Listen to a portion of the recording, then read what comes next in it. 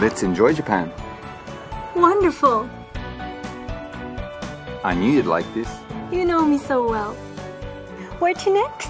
Golf, Wonderful. Japanese garden, That's wonderful too. onsen with a Fujisan view. Wonderful. Let's go then. いらっしゃいませ。Wonderful. Incredible. Smiles ahead. Seibu Group. Tomorrow never ends with you. With you, it won't. When the morning falls, we there so long.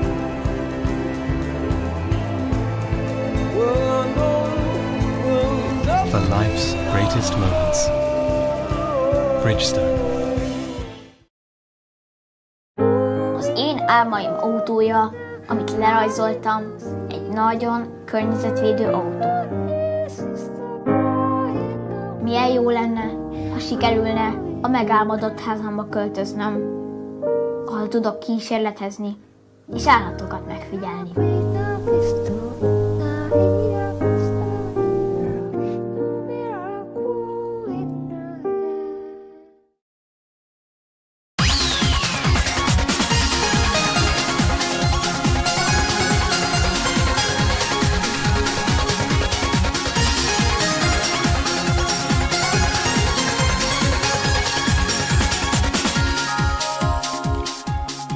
Welcome to Channel Japan. I'm Mai Demizu. And I'm Makiko Tsuda. Every week we bring you the freshest information out of Japan from our studio here in Tokyo. From the economy to culture and even food, if you want to find out what's happening in Japan right now, this is where you'll find it. And these are topics for today. An executive insight, an interview with the head of a major luxury hotel in Japan about strategies to attract foreign guests. From World Business Satellite, a report on new initiatives in food recycling. Also from World Business Satellite, cooking recipes that are changing the way people shop. And from Takumi, a scanner to copy three-dimensional object. Well, first up is Executive Insight. So Tsuda-san, who will be hearing today? Yes, this time we have an interview with the president of the Imperial Hotel, Hideya Sadayasu. Well, the Imperial Hotel is one of Japan's most established luxury hotels. Yes, that's right. And it was built in 1819, originally as a guest house for visitors from abroad. And it's also one of Japan's so-called big three hotels, along with Hotel Okura and Hotel Niotani. It is. And the Imperial Hotel is also known for being the first in the country to offer a variety of services and now have become standard. And also, I recall hearing that they were the first one to start a laundry service in hotels. Yes, that's one of them. And they were also the first in Japan to have hotel weddings that are now offered everywhere. Yes.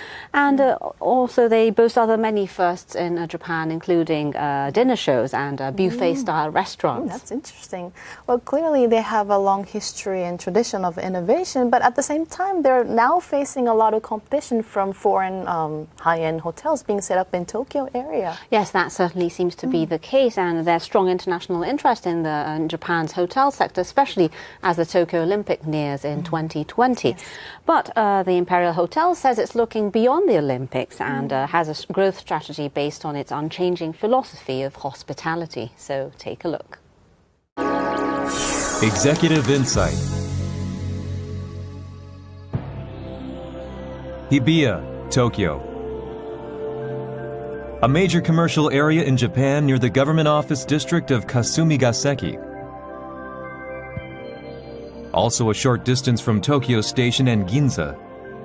It is the home of the Imperial Hotel, which was built about 125 years ago as a guest house for foreign visitors, and has accommodated numerous luminaries from Japan and abroad. Japan's hotel industry is said to be enjoying a resurgence ever since Tokyo was chosen to host the 2020 Olympic and Paralympic Games.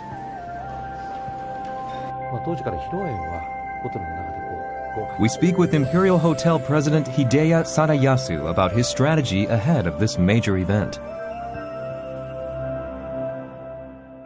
Foreign visitors have increased to more than 10 million a year with the weaker yen and other factors. How do you see the current situation? We at the Imperial Hotel believe that there's been a steady growth, a resurgence in the number of foreign guests. In particular, customers from Asia in just the first half of fiscal 2014 increased 37%, nearly 40% from the previous year. The same is true for customers from Europe and the United States. They're steadily coming back.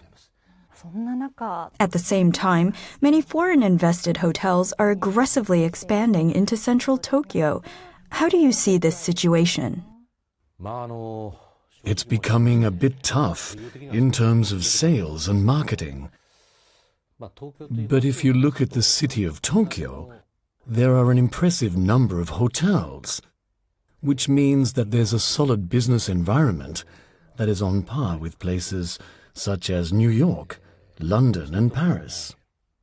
In that sense, I welcome this trend. I believe this kind of environment was also one of the reasons why Tokyo was chosen to host the Olympic and Paralympic Games. The emergence of new hotels one after another pushes us to make efforts to improve our own services. So in that sense, competition is born and there's improvement across the board. I think that's a good thing. What are the Imperial Hotel's advantages in competing with such foreign-invested hotels? I believe a relatively large number of foreign-invested hotels are specialized in guest rooms, in offering accommodations. The Imperial Hotel currently has 931 guest rooms, nearly 30 banquet halls, and nearly 20 restaurants and bars. In the industry, we're referred to as a full-service grand hotel. We have many facilities to meet the needs of various customers. I believe that is our strength. In October last year, the hotel opened an office in Singapore. We asked Mr. Sadayasu about the reason for this move. Many of our customers from Asia have originally been government officials and business people. But Asian-invested hotels are appearing even in Tokyo, with some boasting 3 stars. We believe competition with them will heat up. Going forward, we want to bring the number of foreign guests back up to about half our clientele, so the Asian market will become extremely crucial. We also want to grow the number of people who come here on private visits. The other aspect is what's called MICE. We are aiming to tap into demand for MICE activities in the Asian region and win customers. MICE is short for Meeting, Incentive Tours, Conventions and Exhibitions, and is considered a category of business travel.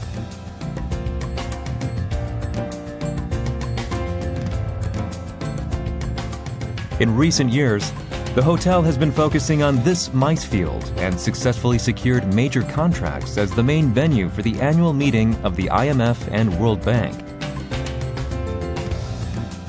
and to provide accommodations for ASEAN officials.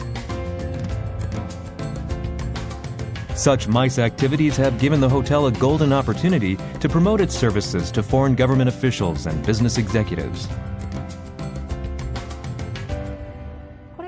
What is your strategy for the MICE field going forward? When I think about what the Imperial Hotel can offer, I believe the location is a major advantage. The Imperial Palace is nearby. There's Hibiya Park, the government office district, the business district, and Ginza, just a short distance away. We're close to Tokyo Station and even Haneda Airport. It takes a little bit longer to get to Narita Airport, but as a location, we're in the best location. And in front of Yurakucho Station, you have the Tokyo International Forum, a massive international convention center. I believe it will be important for hotels in this area to work together as one zone to attract international conferences and meetings. What are you doing ahead of the Olympic and Paralympic Games? And what is your outlook for the business? About 30 years have passed since our tower was constructed. So we want to renew the bathrooms, the air conditioning, and other facilities. We plan to do this with all of our domestic and international customers in mind, but especially guests from overseas. We want to upgrade the interior and create a space where people can spend their time in even greater comfort and convenience. That's the type of maintenance we're planning to carry out. We don't have any plans to do any major rebuilding work. Mr. Sadayasu shows us a unique feature of the hotel. What is this facility? It's a Shinto wedding hall, a Shinto shrine. It's beautiful. It looks new. Yes, we renewed it in the summer of 2013, from the ceilings to the wall, and gave it a brighter atmosphere. In 1923, a renowned architect called Frank Lloyd Wright from the United States designed a new main building, which was named the Wright Annex. The unveiling of the completed structure was to be held on September 1st, 1923. But just before that, the Great Kanto earthquake hit. Most buildings in Tokyo were destroyed. Many people were already holding wedding banquets at hotels in those years. But because the earthquake destroyed most of the Shinto shrines in the city, we decided to offer a space for couples to have weddings, take pictures, and even get dressed, where they could also have a wedding banquet. We were the first in Japan to provide what's now called a hotel wedding. This Shinto wedding hall has been renovated, but it is the original from that time. In addition to the Shinto wedding hall, the hotel also carries out modifications of bridal products and offers up to 260 different types of table arrangements to meet the varying demands of brides and grooms. Why has the hotel invested so much in the bridal business?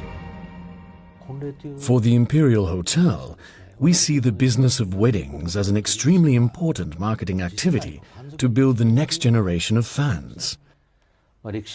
Because of our long history, the average age of our regular customers is increasing relative to our competitors. So we need to build fans in the next generation.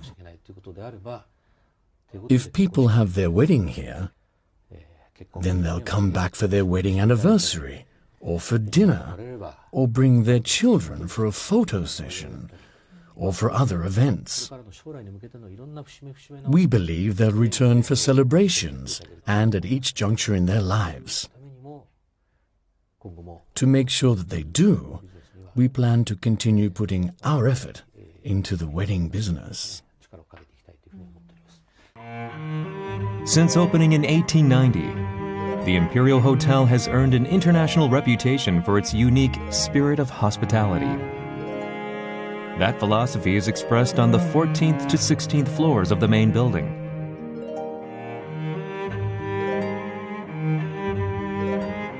Our interview this time took place in the premium suite on the 14th floor.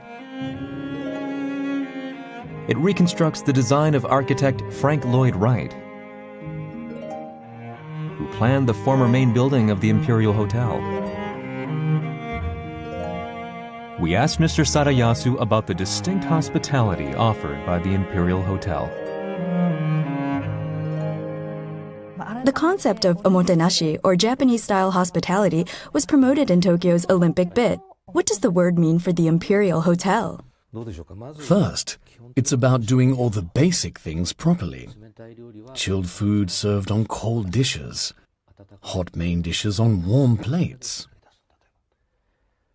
I believe the idea of hospitality begins from these areas. When receiving an order from a customer, you need to prepare it within the allotted time and properly deliver it to the customer. Doing that without fail is where hospitality begins. That's one aspect. Another is to never forget humility, to constantly think about what customers need and serve them smartly without being noticed. If you can do that, that's the best form of hospitality. Another point I want to mention is to constantly look at things from the perspective of customers. You don't want to be too pushy in servicing them. You have to be humble and always think about what someone wants at that particular time, to service them before they ask. I believe that sometimes not doing anything is hospitality. You've talked about how you want to grow the number of foreign guests. What kind of hospitality or experience do you want to provide while they're staying at the hotel? All the rooms at the hotel are in a Western style, and we don't have any that are particularly Japanese in terms of design. So recently, we've worked on creating a slightly more Japanese impression. In particular, on the upper floors of the main building, we have attendants dressed in kimono to help our guests during their stay. These staff members who assist the guests, or for instance, the flowers we arrange in the room as decorations, or the paper folding cranes we leave on the table. This is how we try to project a Japanese atmosphere. We want our guests to recommend the Imperial Hotel to family, friends and acquaintances who are visiting Tokyo. Every day, we welcome guests with this as our objective.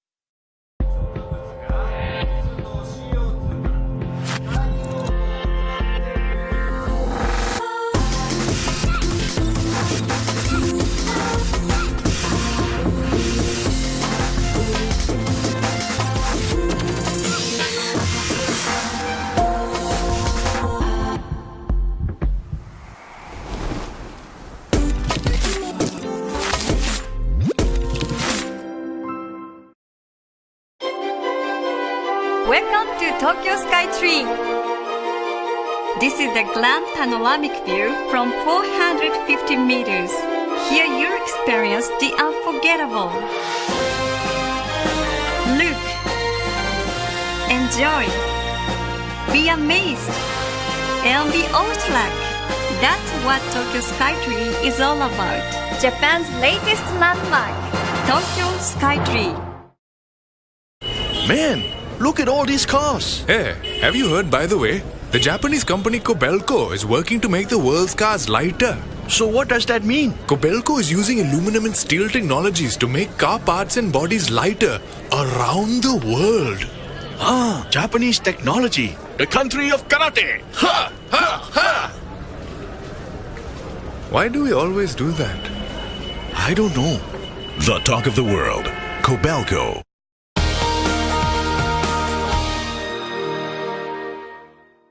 You're watching Channel Japan. Next, we have a report from TV Tokyo's World Business Satellite.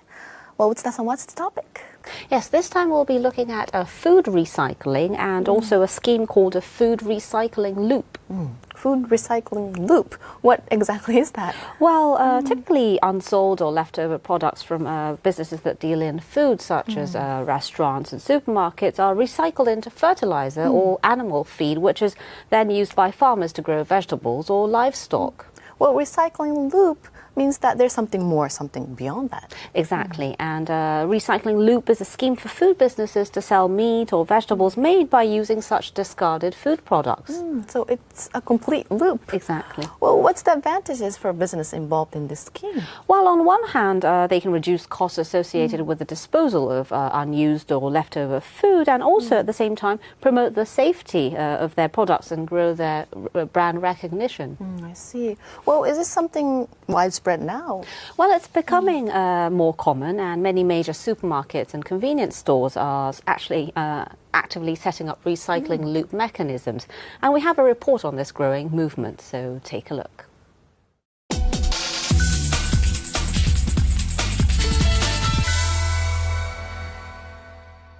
A neighborhood supermarket in Tokyo. A lively voice calls out to customers.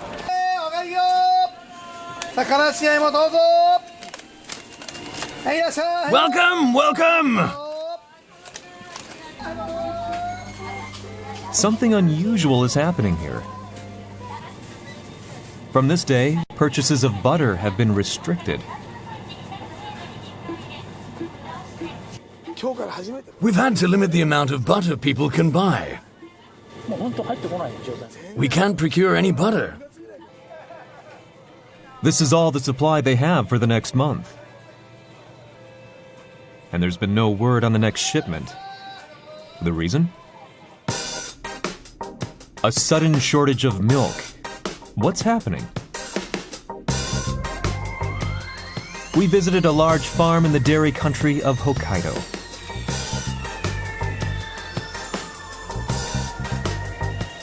Dream Hills raises about 1,700 dairy cows and is Hokkaido's top milk producer.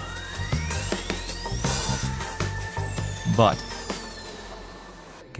Many farmers are giving up and quitting as soon as they find their operations aren't making sense economically. That's why the demand-supply balance is breaking down. The heat waves of recent years may be another reason. the recent weakening of the yen has made imported feed more expensive and pushed up production costs, squeezing farm operations and forcing many to leave the agricultural field. What's more, successive heat waves have affected the health of cows, causing mammary gland infections and other ailments. Mammary gland infections, in particular, reduce milk production, with economic losses for the whole of Hokkaido said to reach 10 billion yen, or $85 million annually.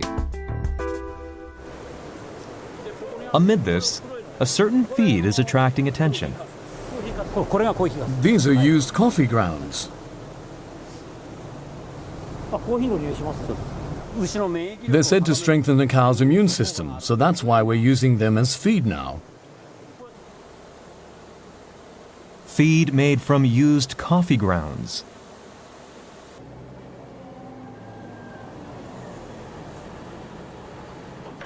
This farm started mixing them in with other types of feed and giving them to their cows from April. The result? There's been a clear decline in cases of mammary gland infections. Coffee grounds contain polyphenols, which have been shown in studies to strengthen the immune system of cows and improve the milk quality.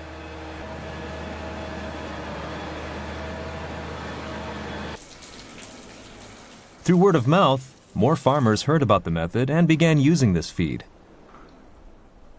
The used coffee grounds for this feed are actually supplied by Starbucks. Starbucks operates about 1,000 shops across Japan. Until now, the 7,000 tons or so of used coffee grounds produced every year were incinerated. But starting last year, they launched a full-scale recycling initiative. Early in the morning, chilled products, such as milk and sandwiches, are delivered to a shop.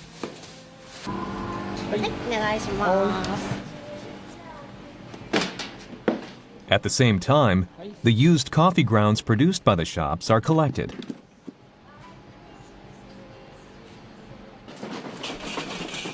Collection and transport of industrial waste typically requires government approval. Starbucks is able to do this as it has been certified under a food recycling loop scheme.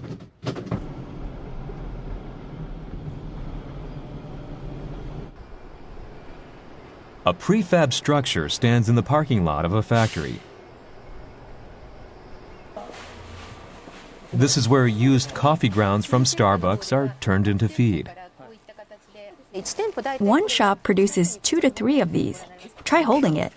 Each bag is about 7 or 8 kilograms. Shops write their identification numbers on the bags, so we know exactly how many they produced. The used coffee grounds are first put through a sieve to make sure there are no other materials. Mixed with lactobacillus and other ingredients, they are left to ferment for 1 to 2 weeks.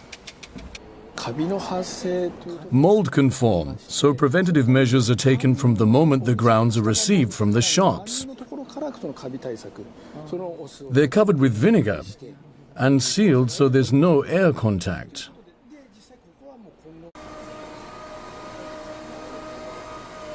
Starbucks currently collects coffee grounds from 190 shops. But because of the sharp increase in demand for feed, they plan to expand the program to about 500 shops, or half of the entire chain. The loop scheme will allow us to secure stable supplies of milk directly from farmers.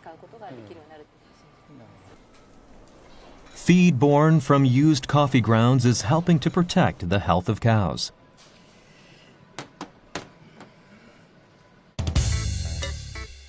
Meanwhile, at a supermarket run by Aeon, food waste from the store is being collected by a truck.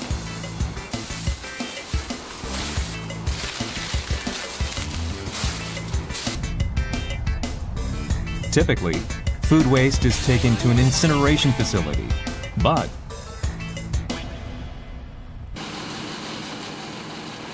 it is transported to a compost factory.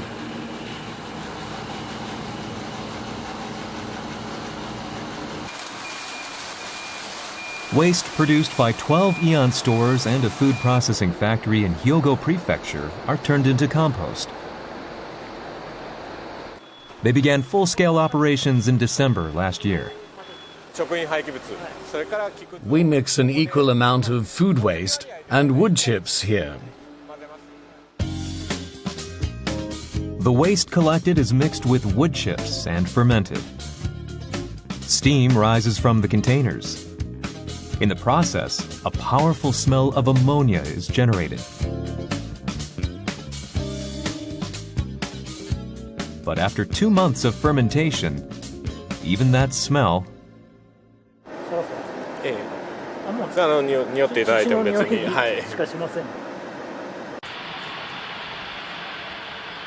This factory succeeded in developing a technology to reduce the ammonia vapors.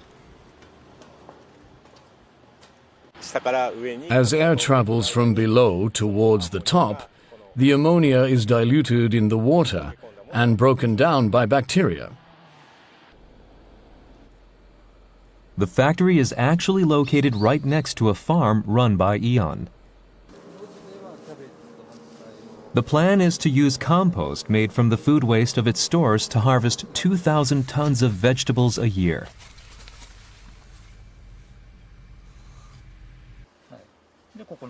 The company plans to turn this produce into a vegetable brand by the spring.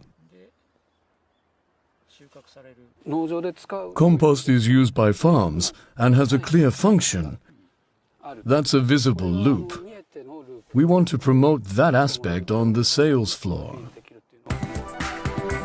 A new age is dawning in which companies are focused not simply on being ecologically friendly or making social contributions, but also on creating additional value through food recycling.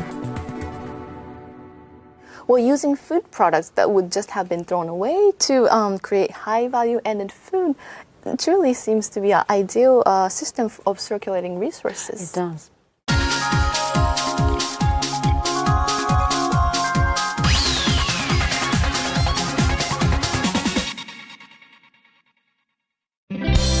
We do our jobs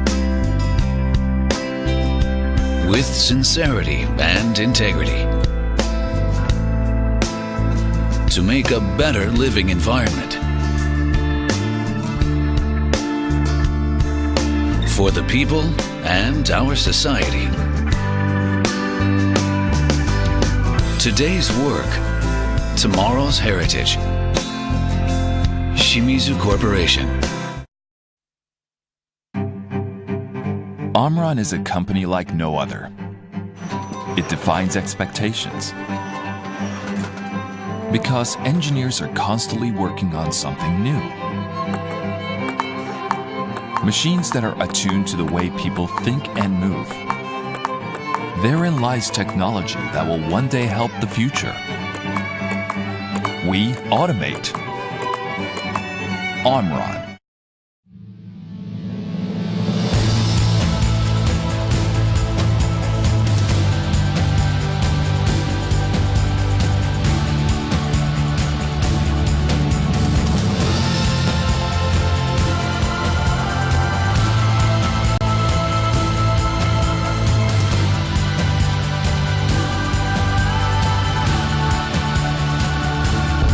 Because we believe cities are about people.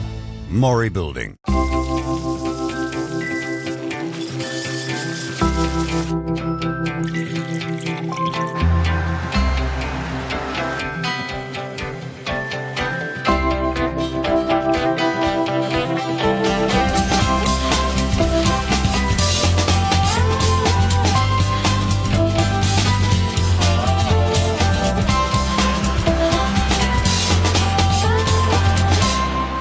Mitsui and Company.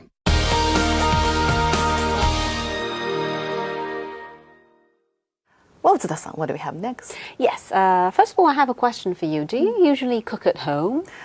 Well, maybe 3 times a week. It's pretty often. And do you use anything as a reference? I usually watch cooking programs on TV and flip through cookbooks. Yes, the reason why I asked you was because this time we have a report on Japan's biggest website of recipes called CookPad. I've used that website before. Well, it's apparently a go-to site for anyone who likes to cook, but why is it so popular? Well, the site lists up recipes created by its members and allows users to search through its database using keywords. So the simplicity and ease of use are said to be the main reasons why it gets so much traffic. Well, being able to look up easily cooked recipe for a meal is especially helpful for people with little time to spare between works and household chores and raising kids. Yes, I agree, and apparently many users do too. And we take a look at how one website is redefining the art of cooking. Hi. Hello. Satomi Machida is a homemaker living in Saitama Prefecture with her husband and 5th grade child. She's busy preparing dinner. It's quite exasperating with all the things I have to do. From the morning, I'm thinking about what to make for dinner. Until recently, Ms. Machida says she had a hard time just deciding what to make for dinner. But now, she relies on the cooking recipe website CookPad. I can cook all kinds of dishes, which make both my child and husband happy. While looking through recipes, Ms. Machida also checks CookPad's special deals. When users register the area they live in, they are sent information on sales happening at nearby stores. Many of the deals aren't advertised on flyers.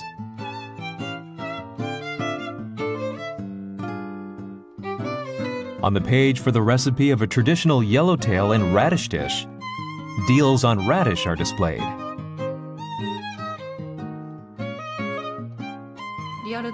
The prices are shown in real time. And I like that I can go shop for items when I see a good deal. I often forget my shopping list, but with this, I can make sure I buy what I need. Ms. Machida says with the information she receives, She spends less time deciding what to make and buys less unnecessary items at the store. So what kind of company is Cookpad?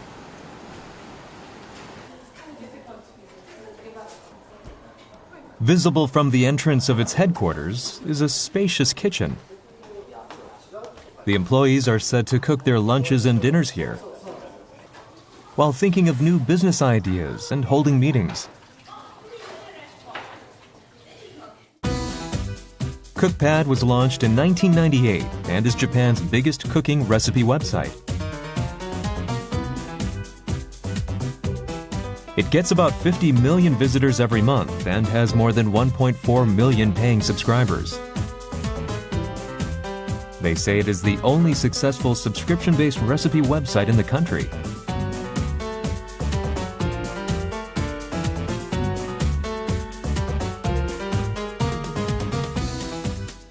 The ranking of recipes can only be viewed by paying users, who get access to instructions on the tastiest dishes. The company also offers cooking books and lessons, and business has continued to grow.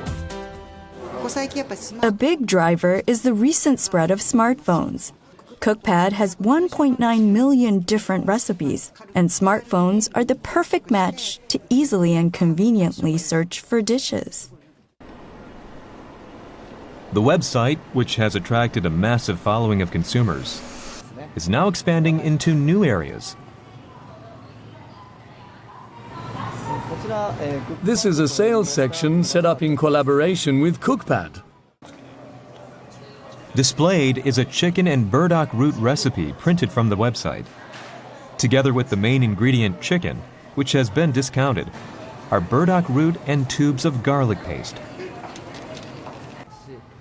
In fact, Cookpad's membership isn't limited to consumers, but also includes shops. This is a special information page that can only be accessed by member shops. Shown is a ranking of search terms on the site. By analyzing the vast trove of data, it's possible to figure out what sorts of food might sell that day. There's strong interest in Cookpad among our customers. We want to expand our activities in this area. The company is also moving into the health business. This is the employee cafeteria of Hewlett-Packard Japan. Starting in December last year, the website operator began offering healthy meals in collaboration with AIM Services, which runs the cafeteria. On this day, the menu is barley and rice with fried spicy chicken and potatoes and seaweed salad. It was put together by a nutritionist based on a low-calorie recipe posted on the website. The actual recipe itself is also handed out. We offer healthy menus every day.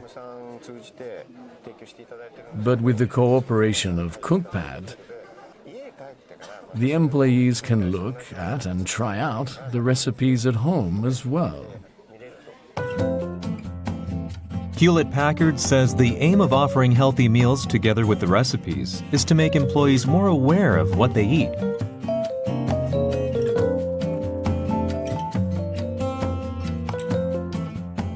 So what do the employees think? If I try something here and it's good, I can also cook a healthy meal at home, so it's helpful. And near the counter is a product called rolled barley that's sold by Cookpad.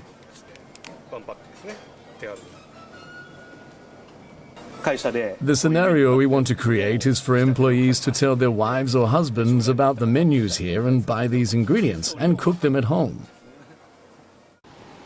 Cookpad has expanded by continuously launching new businesses. And now, it's taken an even more aggressive step. Arriving at company headquarters on this day are executives from a cooking recipe website in Lebanon. We're not there for the people who are upper income. Sure. Just too little, too different. Doesn't make sense. Cookpad has reached an agreement to acquire Lebanese recipe website operator Shahia for 1.4 billion yen. Being discussed on this day are future strategies. Cookpad is maybe where Shahia wants to be in, let's say, 5 years. I think we can learn a lot from what Cookpad has done, and we can quickly bring it to the Arab market. Cookpad has also bought out a recipe website in Spain. With its overseas acquisitions, worldwide users jumped to more than 60 million. The current target is to grow that to 100 million. We have two big strategies. One, to become a lifestyle infrastructure for cooking in Japan. The other is to expand the enjoyment of recipes, of cooking around the world. Eating is the first necessary condition of living. So if we do it right, we can do anything, and our services will grow. From a simple recipe submission website, Cookpad has expanded into various businesses. All eyes are on what it will cook up next.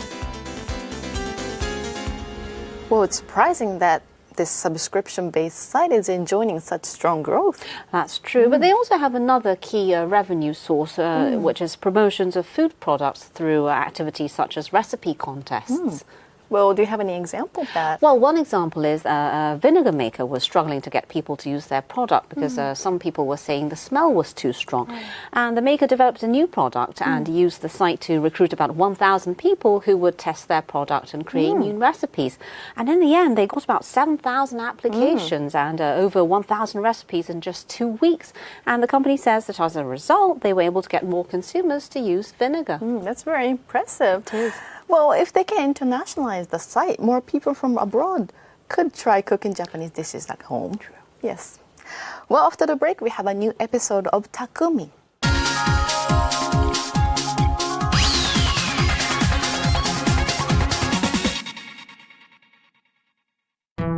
Mitsubishi Electric is helping to change the environment for the better around the world.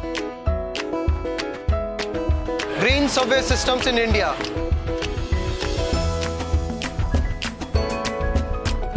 Green solar power systems in Singapore.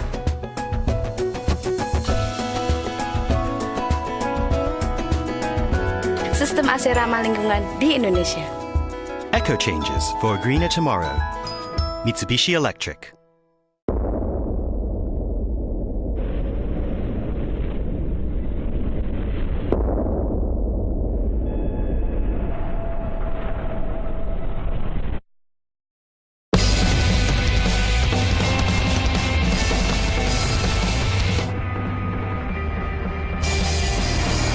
The Sport Truck. New Mitsubishi Triton. Drive at Earth Mitsubishi Motors.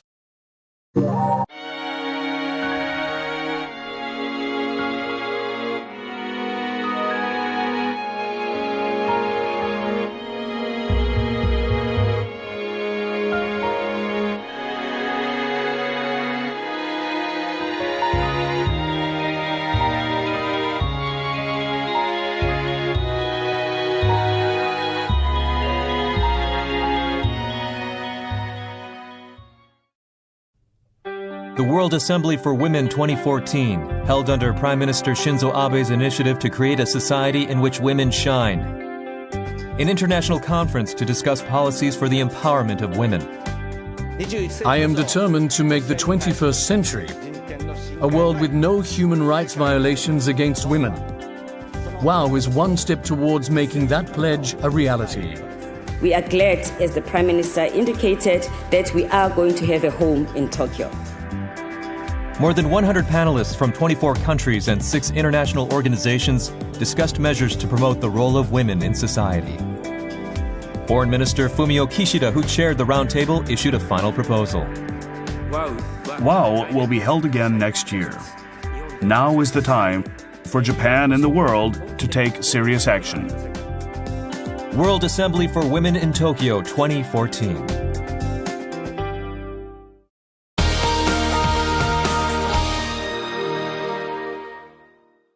You're watching Channel Japan.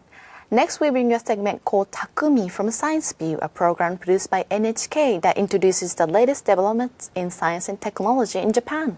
Yes, and Takumi literally means artisan in Japanese, and it's a word often used to describe a person with exceptional skill in a certain craft. So what kind of craftsman will we be meeting today? Yes, this time we'll be introducing the inventor of a scanner that can copy three-dimensional objects. Well, when I think of scanner, I think of scanning something flat like paper. Me too, and typically the scanners that are used in the office or at home are only for paper and documents. But the company we'll be looking at this time developed a scanner that can scan three-dimensional objects and produce a realistic copy on paper. So take a look.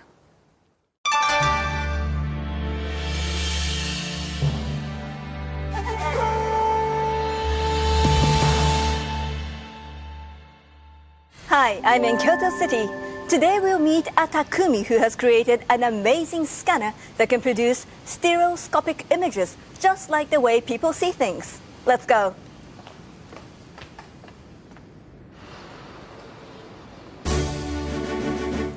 Hello, thank you for coming. Today's Takumi is Kazuhiro Sei, head of the technical department at an electronics manufacturer. Sei and his team invented a high-definition 3D scanner for solid objects. The scanner captures realistic images. When printed, they appear three-dimensional. How does it work? Sei demonstrated it for us. These are all printed? Yes. Everything in this room is actually printed. For example, this tatami mat. You can't tell the difference until you touch it. But if you turn it over, it's obvious. It is just printed on white fabric. The textured design of this kimono is also printed on white fabric.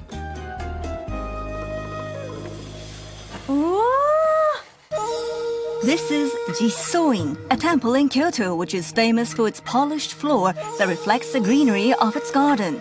These scanners can even scan scenery like this. The technology has applications in food advertisements, souvenir shops, and more. It is widely used by museums seeking to preserve precious paintings and manuscripts. To create this scanner, the Takumi's team improved two aspects of conventional scanners. This is a conventional scanner.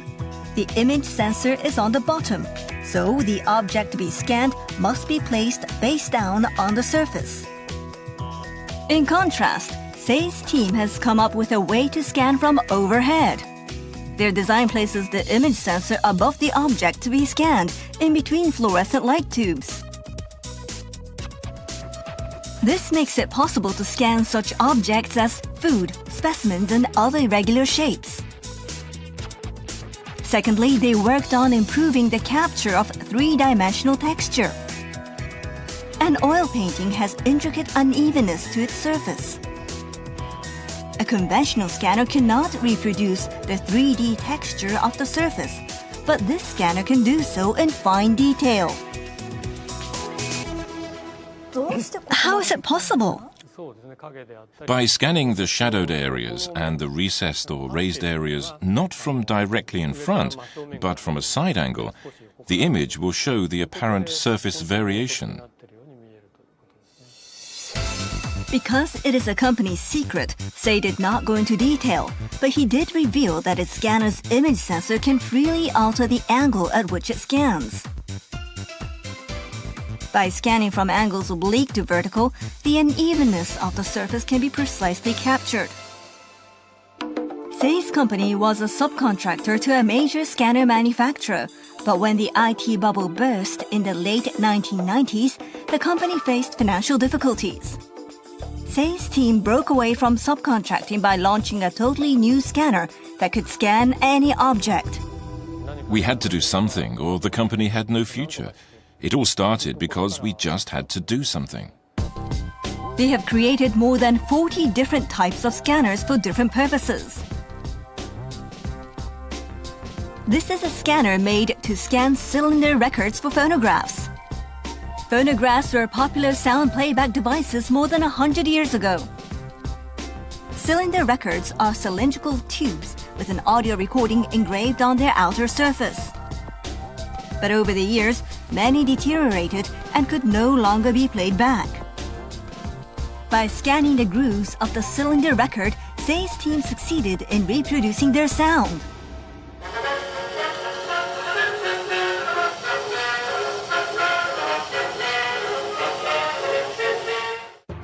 And then there is this scanner, which can even scan scenery and people. What looks like a camera lens is actually the image sensor that does the scanning. It rotates as it scans. Images of scenery and people are reproduced with no distortion. The result is incredibly lifelike. Say's team overturned the conventional wisdom about scanners. What is the secret behind their innovation? I guess people say that we overturned conventional thinking with this scanner, but that wasn't our initial aim.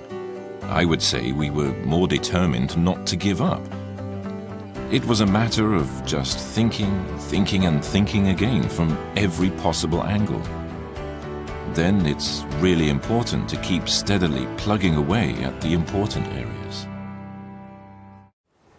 Well, being able to reproduce a phonograph cylinder from 100 years ago is very impressive. It was, wasn't it? And like we saw in the video, the scanner can analyze the images of objects, whether they're textiles or scrolls or paintings, and digitalizes the data. Well, it's certainly a novel way to preserve antiques and historical piece of art. And that brings us to the end of this edition of Channel Japan. We have much more in store for you, so join us again next time.